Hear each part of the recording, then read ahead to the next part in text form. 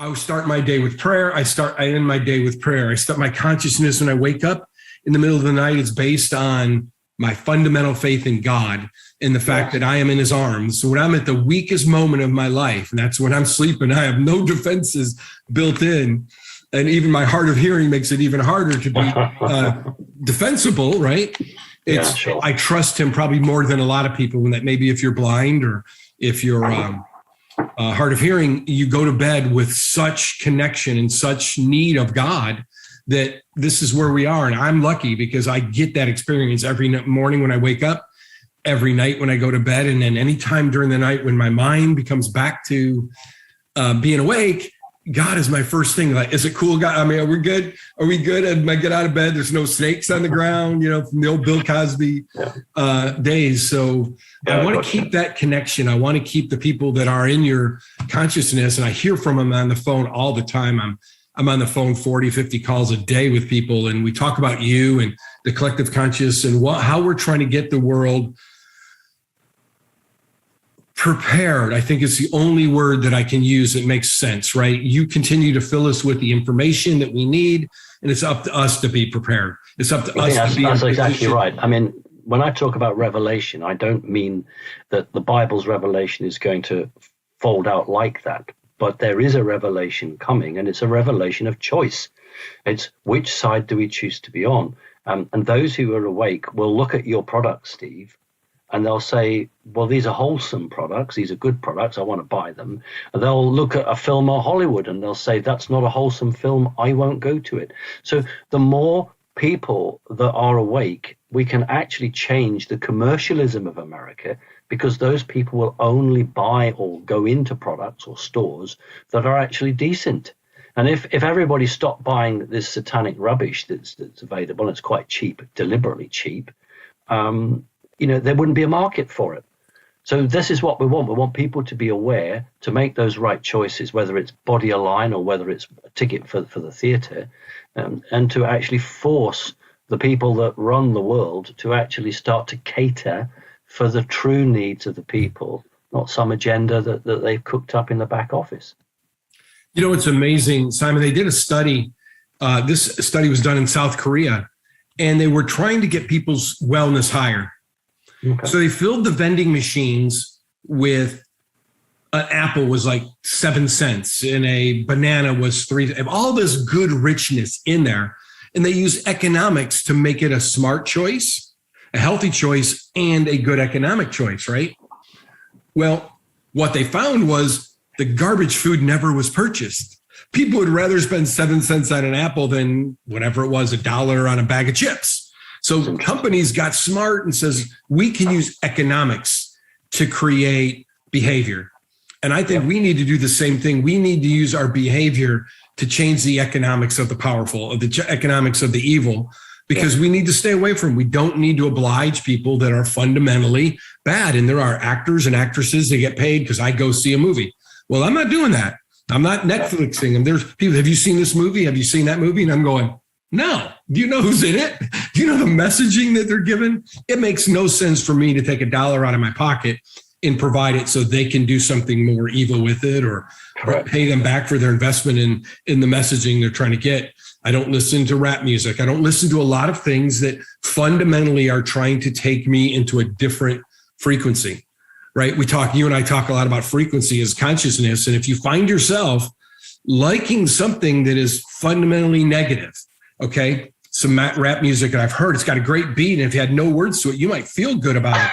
But when you listen to the words about how a man should treat a woman, or how he treats his woman, you got to sit back going, no, I got to turn that off. I got to stop registering that some person in Virginia Beach cared about that, or because they can figure out what channel I listen to, right? We got to get in a position where our actions support our beliefs, okay? And a lot of times we can preach about having belief and faith, but oftentimes we're not willing to make the commitment in our behaviors every day to make it happen.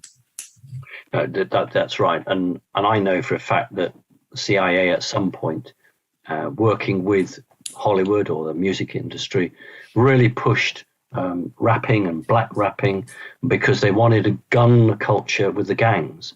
because the more young black men they could put into prison, then the more mail bags could be sewn. People don't appreciate in America the percentage, the amount of materials and things made in a prison and sold in America. People just imagine it's mail bags. It's not. They make everything in prisons, and it's almost slave labor. And this is an almost unending group of people going into penitentiary, into prison, working for very little, producing products, and that's a really good way of the organization paying very little. And that's all got to stop. People have got to go to prison because they did something wrong, not because somebody was trying to make them do something wrong. And this has really got to be sorted out. And you guys in America have got the highest prison population in the world, and people should ask themselves why is it? And it's because of all the negative stuff. I think bottom line, most people just want a family. They just want a roof over their head. They want a job that pays them enough money to live and just to be left alone. That, I think, is what most people want. And so when we do have this revelation and we can get rid of all this nasty, evil stuff, I think the amount of crime is going to just plummet. Absolutely, Steve. Go right down. When I think you're 100% correct, and we get to the RV and we get to the other things that the world has promised us, or our faith, God has promised us, I think these things are going to start to, there will always be evil in the world, right? There's always going to be Satan, always be temptation. Yes. But in the right step for us is to remove them from society, their ability to influence. But one of the observations I made about what happened in Afghanistan was something that I believe directly proves what it takes to make a change. And we took 20 years in Afghanistan to try to convince the population that democracy was better than their current system. And we did all we could militarily, but we couldn't convert the hearts. We were converting hearts, but the hearts were being converted.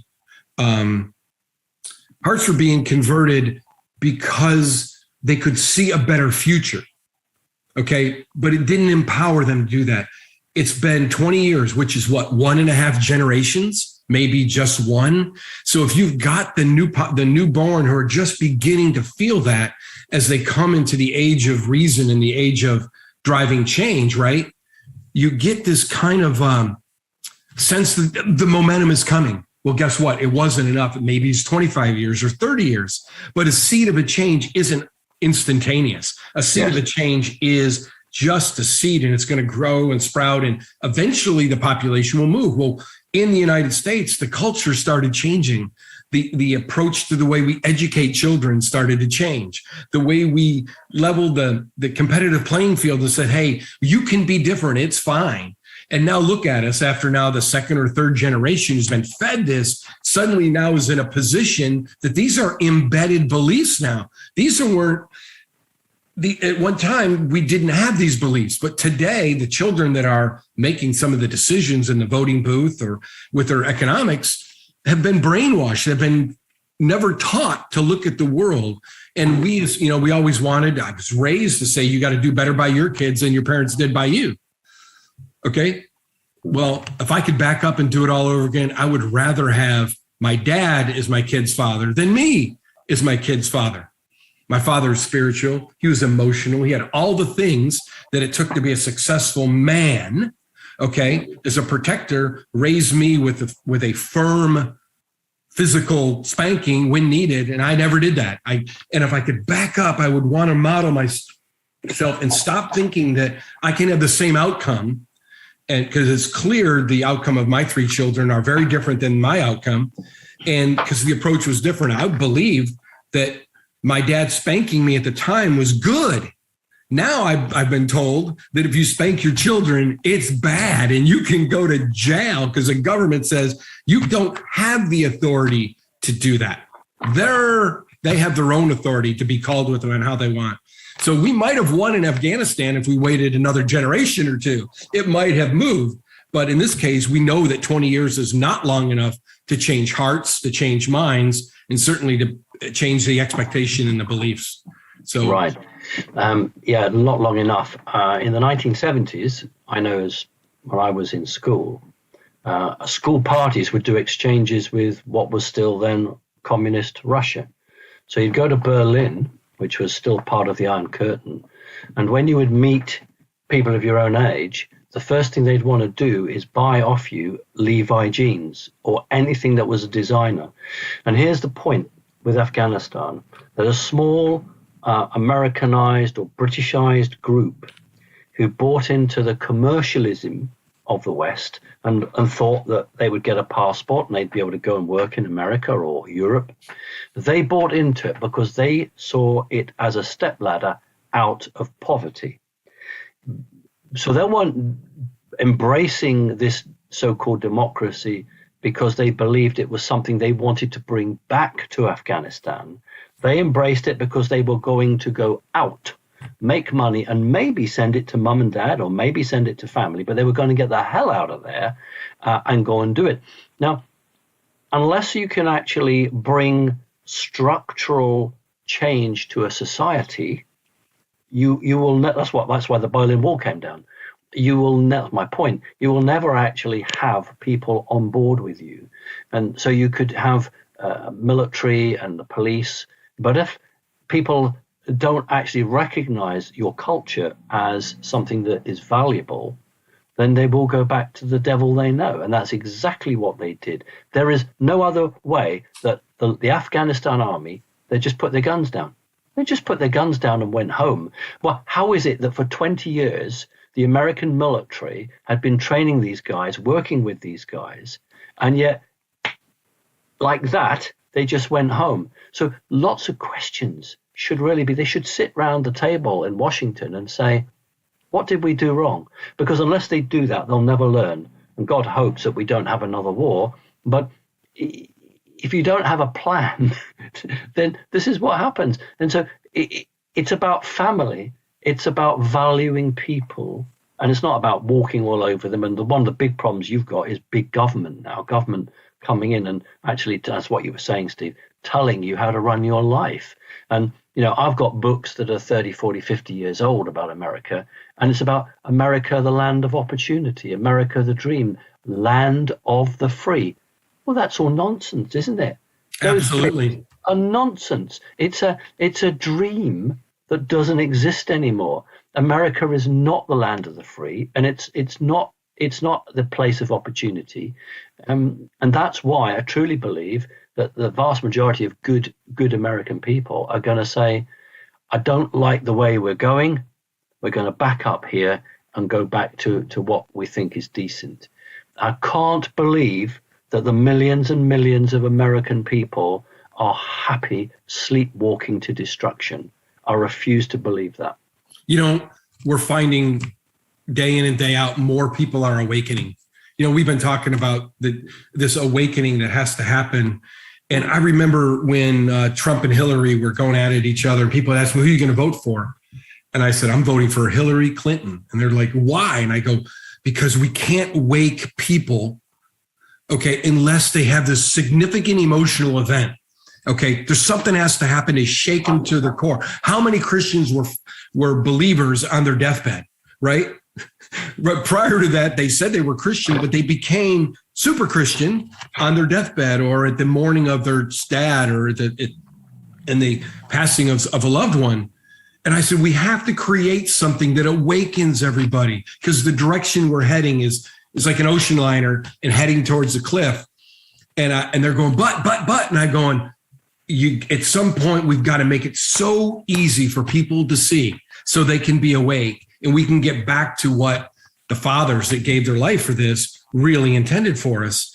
And well, when Trump won, I said, okay, so because there was very important Supreme Court decisions that had to happen and appointees that had to happen, I thank God that he won and he was able to put in place something that I don't know if we can count on him at the level we want to, but at least certainly that part of the ocean liner seems to be open to moving us to a more conservative environment. So now that Biden's there and his approval ratings plummeting, the last poll I saw says, you know, it's 38% and dropping, shows me that the awakening is happening. So we owe it to the people of the world today, Simon, you and I and our collective conscious organizations, need to talk about preparation. When someone's awake, the next thing they need to do is, oh, well, I need to know what I got to do. What's different? Where do I need to be going? And how do I connect with people that will be of like minds? I noticed in your update on the 14th of September, you said, if you haven't prepared a food store, you're running late. If you haven't prepared what life could be like for 1 week to 1 day to 5 days, 10 days of life without connectivity, do you have a muster plan with your loved ones? What are you going to do, right? How are you going to make sure that the people that you know and love, and I have a child in Singapore now, I have a child in Oklahoma City, a child in Western Virginia, and I'm going, we got a muster plan.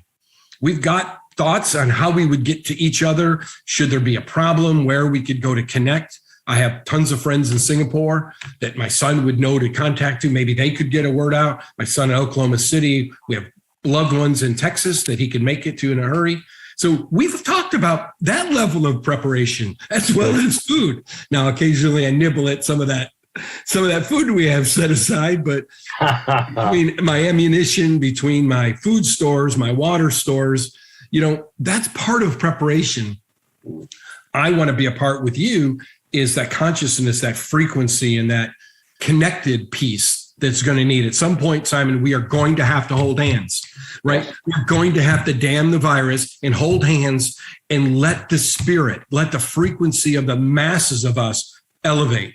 Okay, it's symbolic, but at the same time, it's real. Okay, the people that I have folks here in Virginia Beach that are part of your team. I talked to Amy in Dallas, who's part of your team, and I'm sitting here going, I want to hold your hand. Whether it's through the virtual network or through the physical network, we're going to have dinner because I want to be connected to those people and elevate us. And I think we can drive frequencies. The table next to us when we go to dinner are going to be listening at us, right? And they're going to start to feel it. And I think we can spread this emotion like Fibonacci did, right? As he described the world and how progressions happen. Fibonacci had a beautiful mindset that says it isn't 2, 4, 6, 8. It's 1, 2, 3, 5, boom, boom, boom, and it goes to infinity before you know it.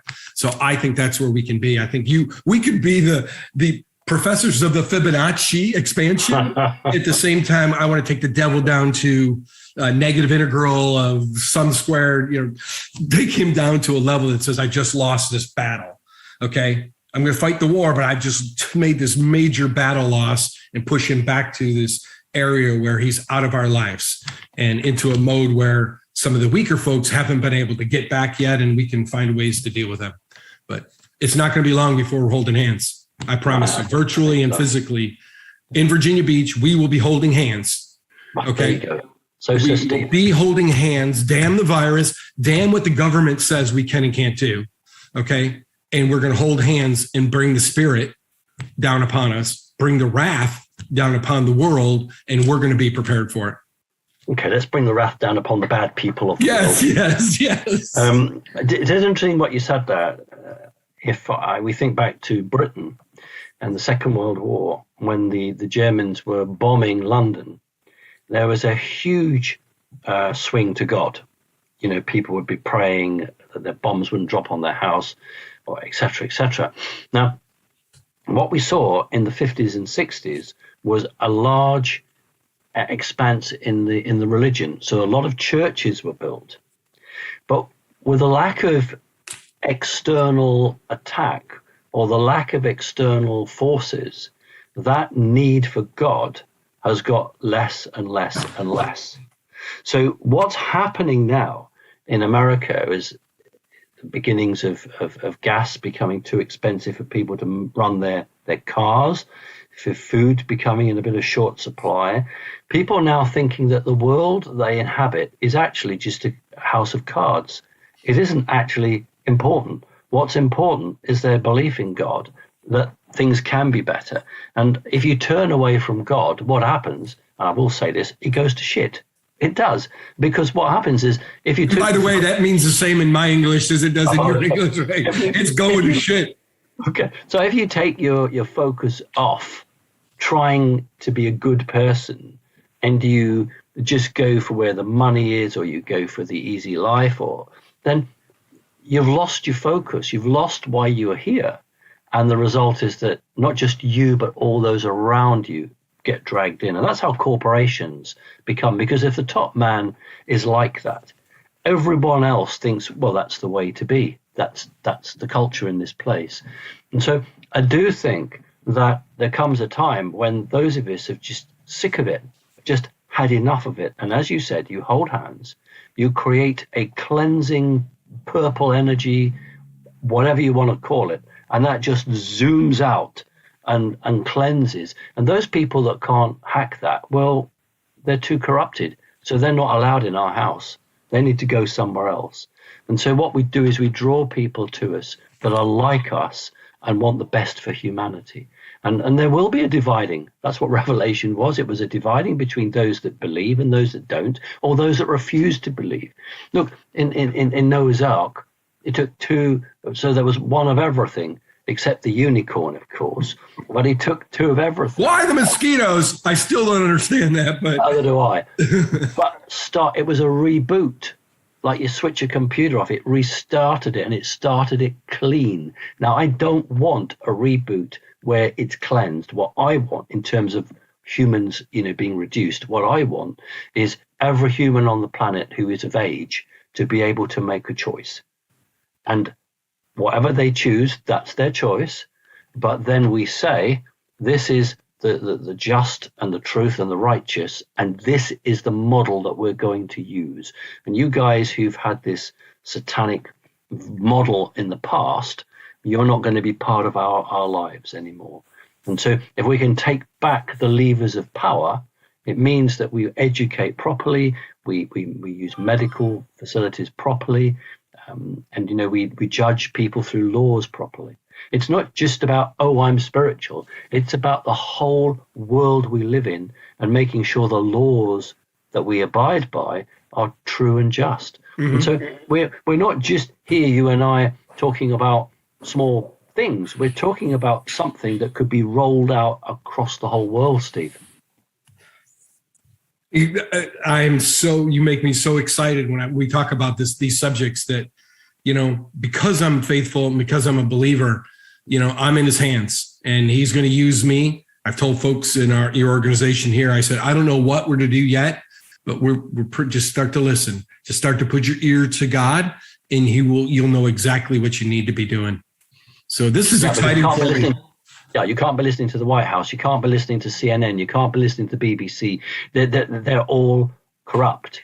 So you've got to listen to something that's not corrupt. Sadly, Steve, there isn't much on this planet that's not somewhat corrupt. It's that bad here. So you know that if you've got a true line to God, and the true line to God is always there if you want it, then that will be truthful information. It will be what you're seeking. And sometimes people say to me, well, I know I did all this, I did all that, and God didn't speak to me. And I say, well, because you weren't ready. Don't blame him for it. Yeah. You weren't ready for it. Give it a go in a week and see if you're ready for it. People think they just pick the telephone up and it doesn't work like that. If they believe that and they actually picked up the phone and dialed prayer, maybe they would start to make a connection, right? The Chinese the proverb, the journey to God is one, instead of one step at a time, like the journey of a million miles starts with a step. The journey of your connection to God starts with prayer. And if you're man enough, or if you're human enough to recognize that and divine enough to want that, it all starts with one simple prayer. And the Bible gives you plenty of prayers to start with, right? It gives you a framework for those prayers, but my God, it's all in front of us today. We don't have to do other than take the first prayer, the first step. And I think we can roll into a much better consciousness. But Simon, I can tell you that there are hundreds of people in my life that are all Christian, but will be real Christians the closer they get to their death, right? It's kind of like, I want to have this world that we're living in today. I'm happy with it. I can take advantage of it. But right before I die, I'm going to ask for total forgiveness and everything will be fine. And I warn them to study their Bible, to study who they are, and to recognize that you may not get you don't know the hour of the day, so you may not get the opportunity. Yeah, look at the Sikh religion. The Sikh religion, the Sikhs give 10% of their wages to charity. Now, Christians don't do that. Christians might go to church and they might put a few coins into the tin, but the Sikh rule is that if you have a job and you're doing reasonably well, then you must give 10% of what you make to those who are not doing so well. So, there are lots of cultures that actually haven't been knocked off course. Remember, Jesus said you don't have to go to church to pray. You can actually do it in your own home. Mm-hmm. So there's a distinction between religion and being spiritual and believing in God. And I think that if you've got a good church and a good pastor, then it's a good place to go. But if you've got a church, and I'm going to say this, Steve, that's more interested in its nice lighting and, it brings these visitors over from here and there and it wants a new annex and I'd rather go to a falling down old place that was run by people that were joyous and happy than a corporate church. So, you could go to one denomination in one state and it's a dreadful experience. You could actually go 10 blocks down the road and have a wonderful experience. And that's the point. And that's why I say to people, go where your heart is and where you feel and you're made a home and the church takes you and you feel part of it, do it. If you don't want to go to church, that's fine. Meditate and pray at home. But for goodness sake, do connect, because we've got to counteract all these electric, these EMF. Amen. We've got to battle through all that, which is actually confusing the cells of our body, I think so, and trying to knock us off course. And, there's so much pollution now. And I was out the other day and I see the airplanes are back up and flying. And people are saying, Steve, there's more cars in Great Britain today than there were 5-10 years ago. And the pollution now in some places is back to what it was before any of the controls came in. So, there's a heck of a lot of work to be done. And we won't do it unless we work together. Amen. That is, your philosophy on spirituality and religion, you and I are 100% in sync with that. And I love that the collective conscious that we talk about is the sum of people, right? Yes. It's all of us together. And God said, wherever 2 or 3 are gathered, I am in their midst. Yes. Right. He didn't say if you were by yourself, he's not there. He's saying, I will amplify when you amplify. So the fact that we as a community of collective conscious, as well as our church or our family or the other connections we have, just means that the sum is greater than the individual parts. And I love that about my God. I love that his messaging is so clear. I can have you one-on-one because I spend a lot of time in prayer. I can have you one to many in your church or in your community, or I can have you 1 to 5 at your dinner table when you hold hands and praise. Okay. It is so amazing that he's made it so simple for us. We shouldn't have an excuse. We should not have an excuse to pick up the phone and dial prayer and make our connection, whether it's 1, 3, 5, whether it's the Fibonacci sequence or it's simply my dinner table. And in my home, visitors, not visitors, believers, not believers, we hold hands and pray. Well, that's absolutely fine. People who don't want to do that won't come and visit you. I haven't had that. I haven't had a personal rejection yet, and I've had folks from different faiths and different religions, and never had an issue with someone saying, "Hey," because it's all one God. That's the point. It's one God. We have different languages and different books, but it's one God. And we talk about the Sikhs, and I gave the point about that's compassion. And goodness me, God was all about compassion. So to me, I don't care what religion someone is. If they truly believe in a religion, then they believe in God. Amen. And that's got to be somebody good and somebody worth having to my house.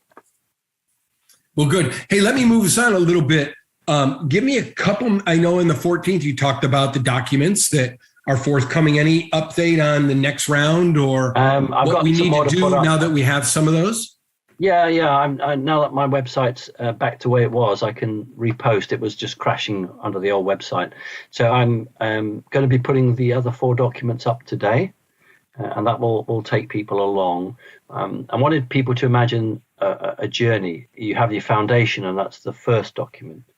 And if you don't have a good foundation, the rest of your building is going to collapse. And God talked about that enough times.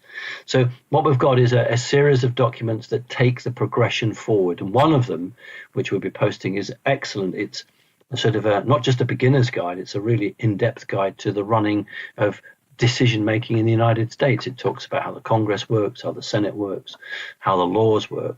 And then another document says how to challenge rules and laws that are being made. Because I think it's actually believed by the top people that most Americans don't actually understand how they're governed.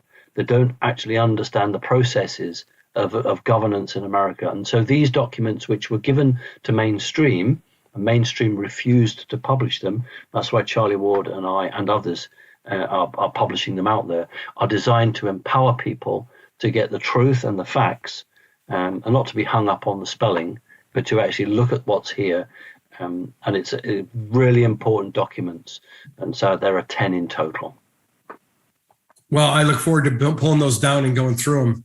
I'm excited that, again, this is all about preparation and education. So my hat's off to you and Dr. Charlie and the rest of the folks that are committed, right, in a moment's notice to move, or committed that my personality, who I am, I put out there every day. And I'm tons of criticism come back to you guys. And I applaud the fact that you have one course, and that is to continue to educate us, push us to be prepared, because we're in Revelation, folks. There's no doubt in my mind that we are experiencing what God has promised, and we just need to stay strong. It's difficult for people who have very little money, but everybody can put away a tin of soup. Everyone can put away a tin of dog food if you have a pet. You can, over a period of time, build up a store. You don't have to be the world's greatest prepper with your own underground bunker, but as long as you can keep yourself going for a week or so, that's probably all we're going to need. We're not talking about rain of fire on us. We're just talking about local difficulties. And one state might not see any problems at all, but the neighboring state might have it very difficult. And here's the Christian bit now, Steve. If you have a neighbor who hasn't put things away, don't say, ha, these are all mine. You can all die and go to hell. What you need to say is, actually, that's a pretty decent guy. He gave me a lift the other day when my car wouldn't work. He's a decent guy. I'm going to give him a little bit of food. And he'll say, how did you know to do that? There's your chance to educate. There's your chance. And this is what I want people to do. I want people to hold the hand out to those who are open-minded and want to learn. Absolutely. Don't bother holding your hand out to someone that's only going to chop it off. But to somebody who's seeking guidance, don't turn them away, because that's one of the greatest sins.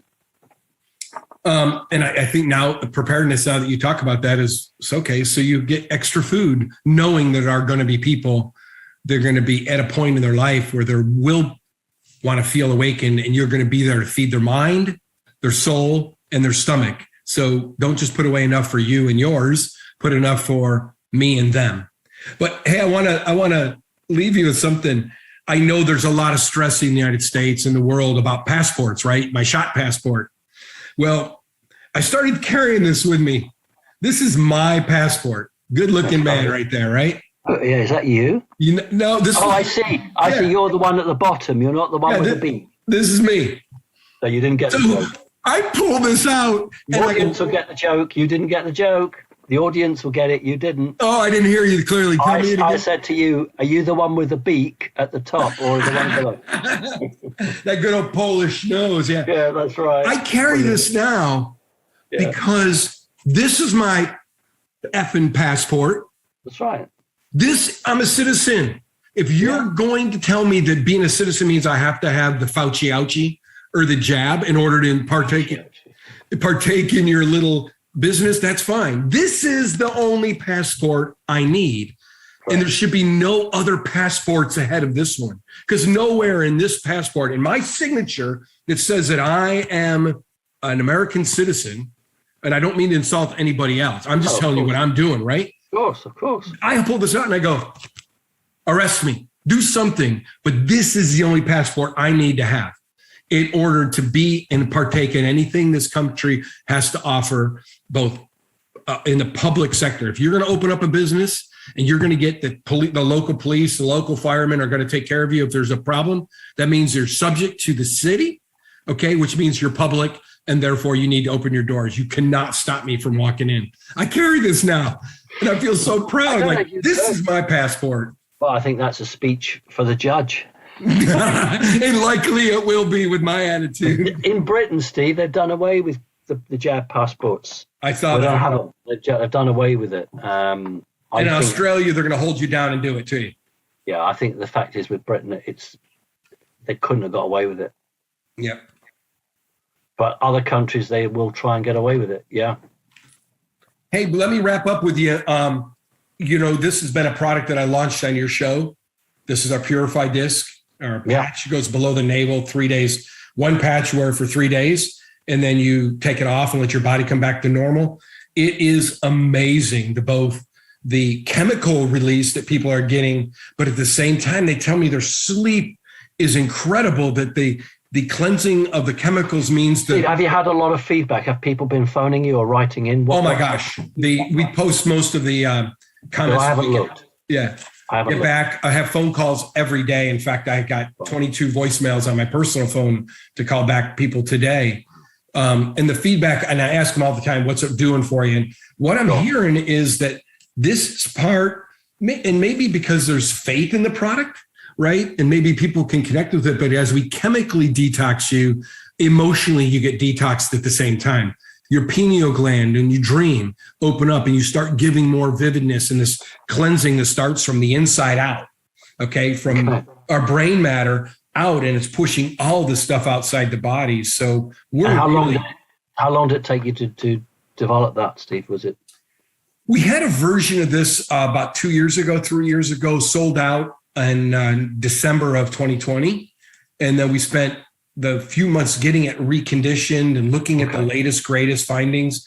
For instance, there's been a lot of information out on pine needles tea and helps of boosting your immune system. Yes, absolutely. And so I spent about a month researching it, getting samples in and testing it. Now, excellent. Unfortunately, I can't use it in my product because when I grab the frequencies of natural things, pine tree needles have a lot of mold and mildew on them that I can't get off. But we drink it, our digestive system kills that all off, and it's not a problem.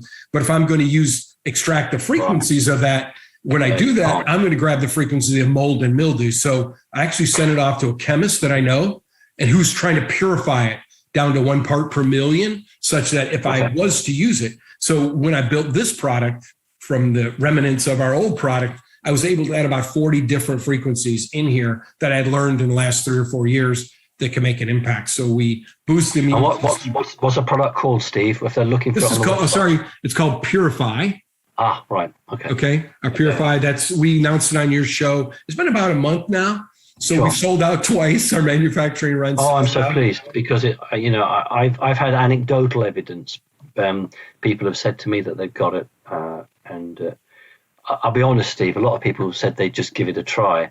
They didn't think it would make that much difference, but they were blown away by the effect it had. So what I'm saying is that the trouble is, you see, Steve, that there's so many salesmen out there selling rubbish that we get mindset here to not expect too much. So when, like I said to you the first time, when I put the pain patch on, I thought, well, I'll give it a go. And I said to you, don't know if you remember, I hadn't even finished putting the final corner down on the pain patch and the pain had gone. And so that's a shock because we're not used to having, when a salesman says, yeah, this car will do 100 miles to this and 100, and you think, no, of course it won't. So actually it's a delight to find a product that actually goes beyond your expectations, and your products have, and they do. And that's why I say it's not what I'm saying, it's what all these hundreds of people who are buying the product are saying. And, we can't all be mad. We must all be reporting the truth. And that's why I think it's such a unique thing. That's why I'm so delighted to do these shows with you, because, and I will say this, God knows we need help, and we need to be directed towards things that will help us and not hurt us. And so I connect with anybody that's good and has good ideas and good things. And I'm not only have you got good ideas, Steve, but you've got products that help. And that's why I'm pushing you and saying, do more, make more. We got more products in the works, and we'll obviously be announcing them on your show and give your folks insight into them. But I'll tell you this, people ask me all the time, how does it work? And when I say fantastic, and I try to leave it at that, they're like, no, we need more. So I do videos explaining how it works. But people ask me, where's your clinical studies? And I said, if you want to sign an NDA, I'll give you my tax return. And he goes, why? And I go, because let's say I produce $10 million of business and I get less than 1% return on a 30-day guaranteed money back. Isn't that kind of proof that it works? I said, so if a double-blind reverse placebo might cost me $4 or $5 million, why don't I just sell it to everybody and buy it back if it doesn't work, if they don't want it? And I have a 30-day, no questions asked, I'll give you your money back. Simon, less than 1% by dollar, which is a good proxy for the actual orders, right? By dollars gets paid back out for people that say the product just doesn't. That's because the product works. It actually works. Exactly. Some people that it won't work on because they're so stressed or they just don't believe it will work. That's probably it. Or they're so churned up. Maybe, I don't know, someone died, a family member died or something, and they're just not in the right place for it. Yeah. We have found that just the standard population, 95%, it's going to have some significant effect on, and then some it's not. People that, and I'd love to talk to people when they call and say, I had a lady that said, it is just simply not working for me. And we started going through the process. So I'm up to 41 journals now. Thank you. Our business is so good. I write all the time and I categorize things. And the feedback I got from her was that the pain patches were not working. And I said, well, tell me about your pain. It's from fibromyalgia and it's all over my body. And I said, yeah, you're right. We're having issues helping people with that kind of pain because it's more nerve-based and not inflammation-based. And the products that I use for pain relief are really designed around inflammatory pain, right? So I started working with her. Well, it's not ever going to work for her in the current formulation. So she's now my guinea pig for the nerve-based pain patch that we're working on. Likely to end up being 2x3 and it'll go at the base of the spine. That's kind of what we're working on now. I'm always going to learn from people that it doesn't. When it works perfectly, I don't get any feedback except another order, right? 44% of the business that we did in August were repeat buyers. Okay. And I'm excited about that. So when it doesn't work, people feel bad. And I'm like, I feel bad that it's not working, but if you give me the information that I need, now I can find a way to work in the lab and see if we can't build something even better. So all of my products are on an evolutionary path based on the feedback that we get. I wish I could telepathically connect with people and find out what's hurting them and be a part of the restoration of their health. As I can't do that. I'm capable of doing that. I just don't have the hours in the day to help diagnose people and say, the issue is you need a physical adjustment by a chiropractor, you're out of whack, or you have no magnesium in your system. You need this patch to provide more magnesium and you need to go take supplement. I can do that, but I just can't do it with your 3.4 million people that visit your organization every month. It would be a little hard for me, but I still love the fact that I can make you do an amazing job. And there had to be someone doing it, and here you are. Amen, brother. So let's, Steve, it's been great. We'll be going for an hour. That's wow. Time flies. I hope folks can engage and stay with us for the hour. I hope so. I'm sure they will. God bless to you. In his name. Take care, Steve. Bye-bye. Bye-bye.